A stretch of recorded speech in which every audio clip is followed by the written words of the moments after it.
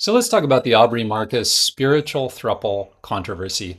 This is everywhere, all over YouTube right now.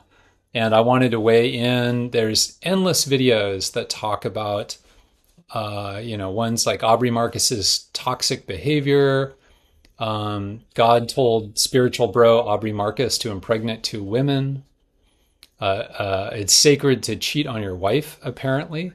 I kind of like that little passive aggressive apparently at the end of that sentence. Um, yeah, he's a predatory self-stylized guru. Let's see, one says, um, oh, I thought this was fun. Leave the repulsive Aubrey Marcus alone. Sort of, playing both sides of it. And one said Aubrey Marcus is an agent in the Matrix. I thought that was a very creative way to diss somebody. And another talks about Aubrey Marcus and the Antichrist false light agenda.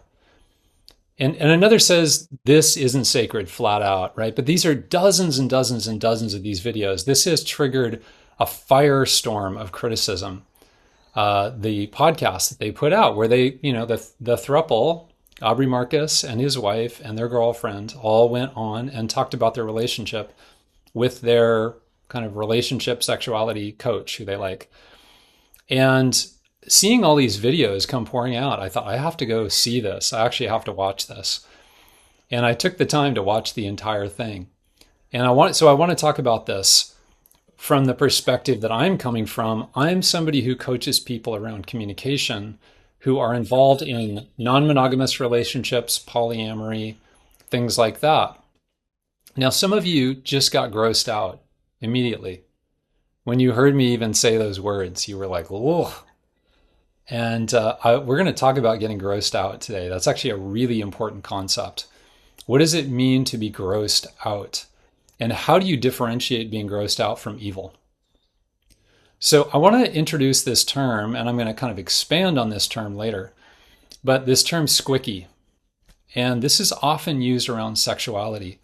It's how you feel when it's somebody else's sexuality and you're not into that. It is not your thing. You don't, you just get this like oogie feeling in your whole being. And you want to throw up in your mouth a little bit. It's like the people who you don't find attractive having sex, you don't even want to think about it. The noises you don't want to hear, you don't want to hear those noises. You don't want to think about what they're up to if it's activities that aren't your thing. And that is a universal feeling. That's a universal feeling. We all have that. I have that. It's like, I'm pretty open-minded and I can cover a lot of ground. I delved into studying sexuality at a fairly young age in my 20s and have spent decades looking into it and really contemplating it from a perspective beyond just my personal tastes and who I am. And still there's things I run into where I'm like, that's not harmful. All the people involved are really into it and I don't want anything to do with it, and it's okay. Like, it's really okay for them to do that, but I don't want to be around. And I honestly don't want to think about it too much.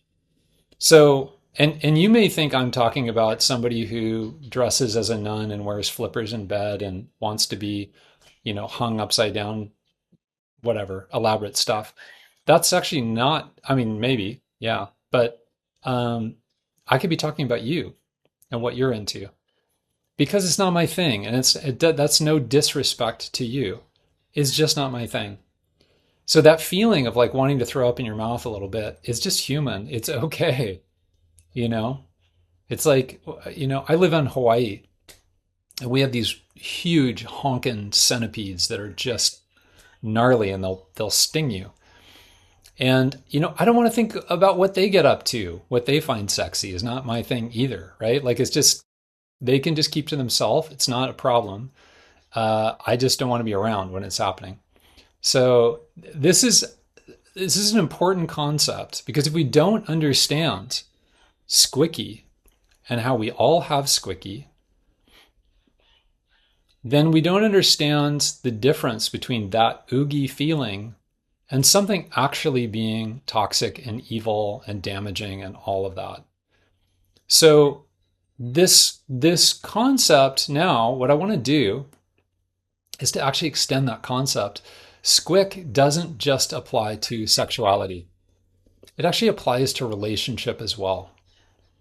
And that if somebody's relationship is not your kind of relationship, it is a bit squicky. Maybe mildly squicky to like hugely squicky. Like I don't want to hear about that. It's just so upsetting to me that people are engaging in a relationship like that.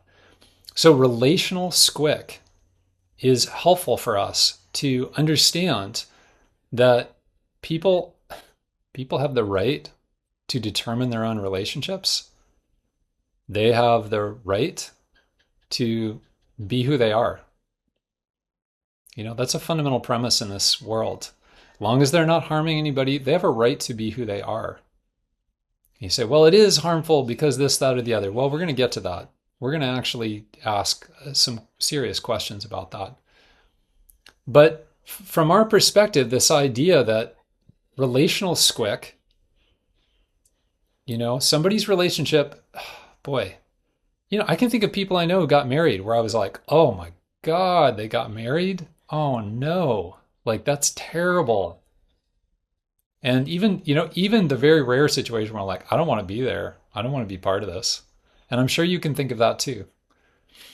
Or just people moving in together where you think, oh no, they shouldn't even be a couple and now they're moving in together. Relational squick is fine, actually. And actually can be really important information.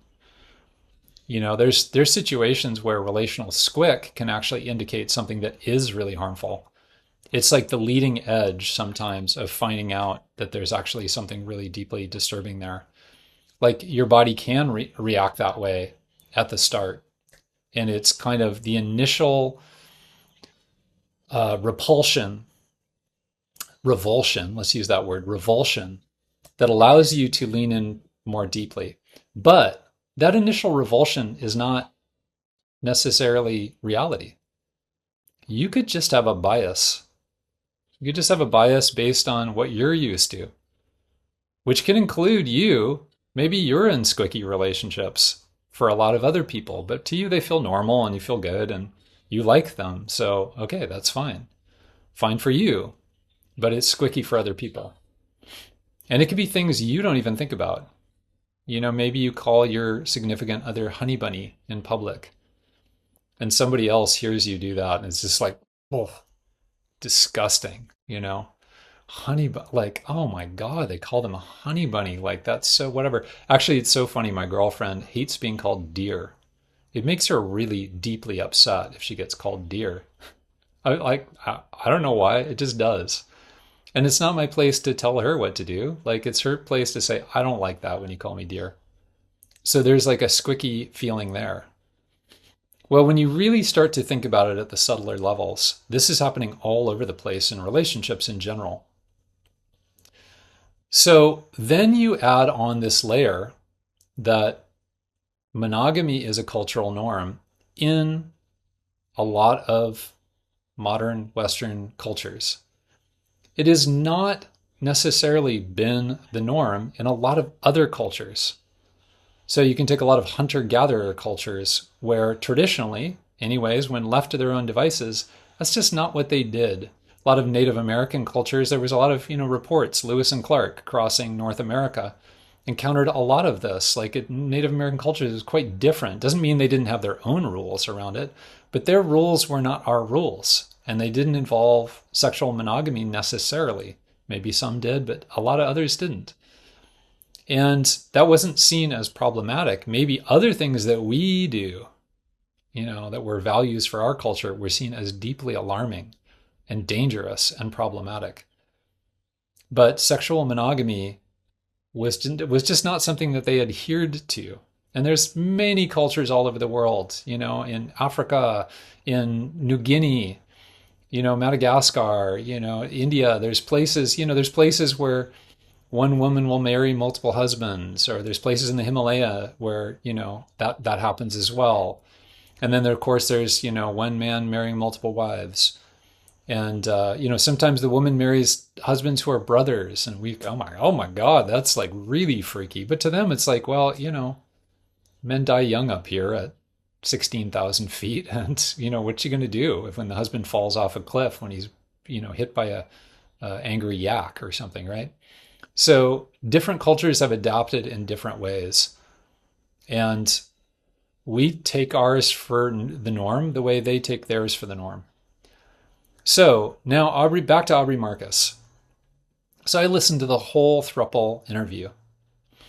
And I don't really honestly know much about him. I've seen him here and there, maybe like, I don't know, parts of videos. So I'm not trying to defend him as a human being. I don't have strong feelings about him. He's very charismatic and kind of has a kind of energetic vibrancy to him, whether you like him or not. And, so that I just notice a few things about him, but I don't really have a lot of assumptions about him. I don't know whether he's a good guy or a bad guy, or, whether he's a narcissist or whether he's actually being really genuine. And, so I just, to me, he's just sort of a human being living his life. And seeing his wife, I was looking very carefully at her. Was she somebody who was being kind of cowed into this, coerced into this, or convinced into this?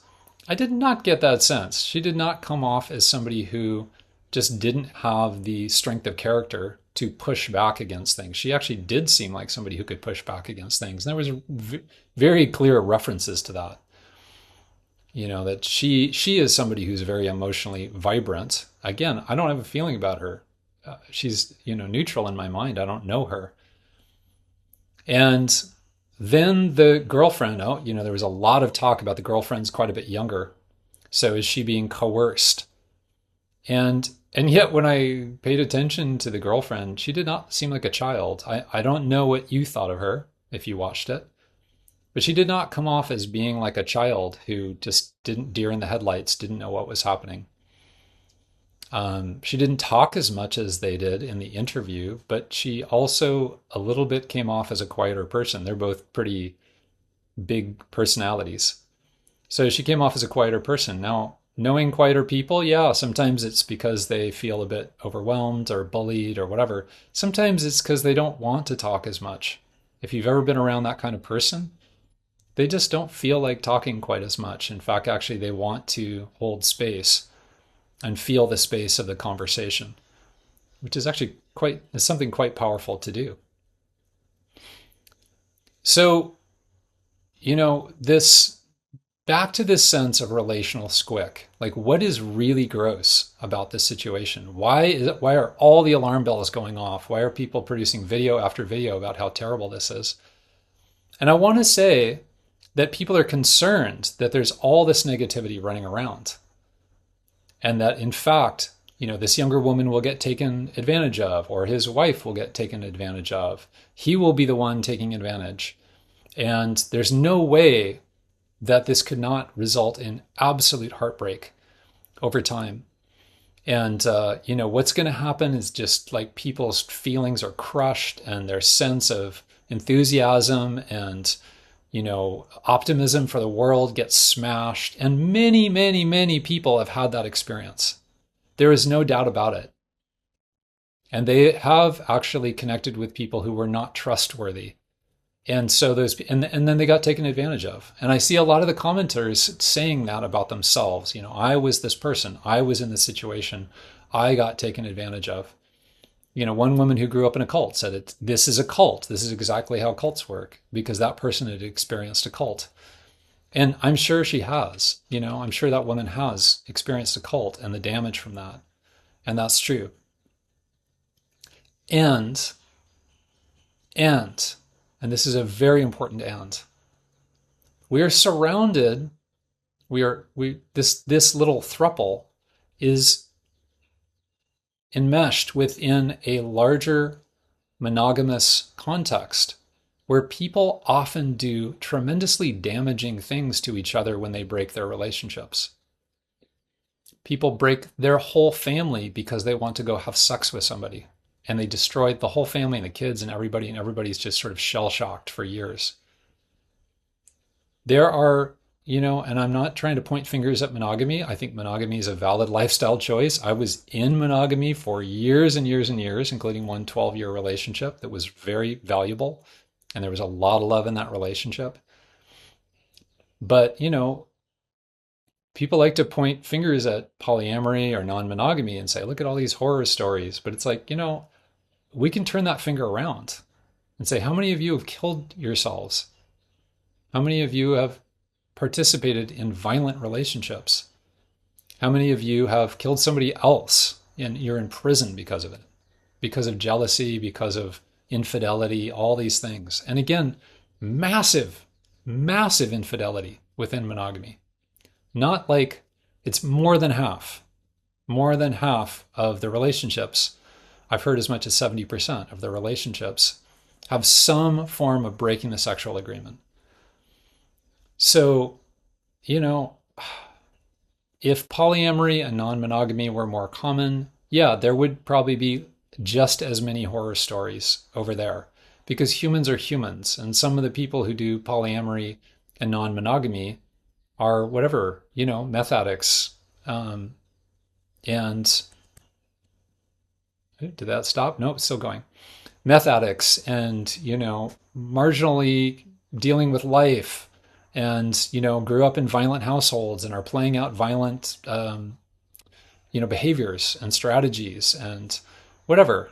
They have mental illness. This is totally true. Actually, I do know one kind of bad situation with polyamory and non-monogamy that was kind of like that. It wasn't actually very extreme, but it was not cool. It was definitely in the category of not cool. And, but how many of those do I know within monogamy? Like, yeah, I know of murders. So it's just tough. Relationships are tough. Relationships push us to our edge. I was just talking today to somebody about, the relationship being really challenging in certain ways and also really beautiful in other ways. So then you throw in some trauma, you throw in some violent behavior, you throw in some bad advice, relationship advice, of which there honestly is 80% of it is terrible advice. And what are you going to do? You're going to produce something that's really painful, whether you're monogamous or non-monogamous. So I think what is happening is that the Aubrey Marcus throuple is pushing this button of relational squick. And people are feeling so grossed out, and then they are projecting onto it all of their monogamous nightmares, of which there are many. There's a litany. We've all been there. I've been there too. I've been through it. It's so traumatic and you're just absolutely at your limit. You're freaking out. Actually, long, long ago, decades ago, I wanted to kill myself because of this, monogamous infidelity, nightmare, whatever that was going on. That's how far out there I got. And which is really funny now to look at it now. Because boy, that would just not push that button the way it did back then. But it did at the time. It was very important to me. But so those monogamous nightmares are being projected onto this situation and as an example of relational squick. And I think we have to own our squick and say, yeah, I'm squicked out. I don't like this. It's not for me. Great. That's so important to know. And that's so different than saying this is evil. These people are predators. These people don't know anything about love. I mean, they could look around, they could turn around and look at you, and maybe they would say the same thing about your relationship and be squicked out by it. Or at least some of your relationships, So I think we could actually back down a bit and we could use our brain parts because, the emotion squick happens kind of at a visceral emotional level.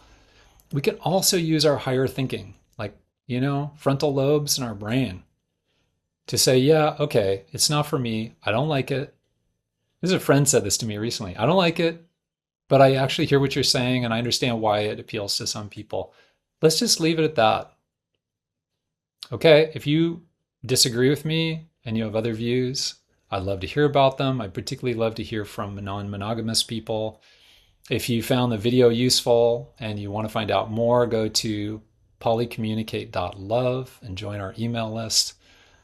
Just starting up this channel, just starting up the website.